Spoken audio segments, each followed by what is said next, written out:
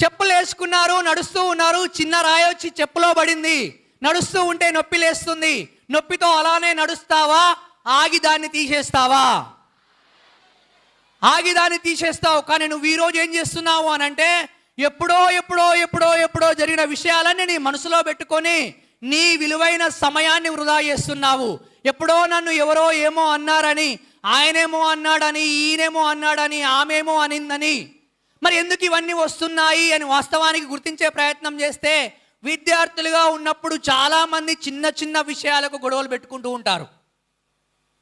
నాకు పొద్దున మెసేజ్ చేయలేదని, సాయంత్రం ఫోన్ చేయలేదని, 3 రోజుల నుంచి నా మెసేజ్లకు రిప్లై ఇస్తలేదని.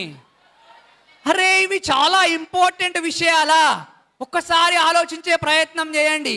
మరి మనము 8 గంటలు కాలేజీలో ఉన్నంతసేపు చిన్న చిన్న మెసేజ్ల గురించి, చిన్న చిన్న ఫోన్ల గురించి, చిన్న చిన్న డిస్కషన్స్ గురించి ఆలోచిస్తూ టెక్స్ట్ బుక్స్ని పక్కన పడేసి, ఈరోజు చాలామంది విద్యార్థులను అడిగితే మొదటి రోజు కాలేజీకి వెళ్ళేటప్పుడు కొత్త డ్రెస్ వేసుకొని, కొత్త బ్యాగ్ కొనుక్కొని, 10 బుక్స్ పెట్టుకొని వెళ్తూ ఉంటాడు. అదే 4 నెలల తర్వాత బ్యాగు ఇంటికాడ పడిపోతుంది, 4 బుక్స్ మాత్రమే చేతిలో ఉంటాయి. అదే ఈ రెండుకి వచ్చేసరికి 4 బుక్స్ పక్కన పోతాయి.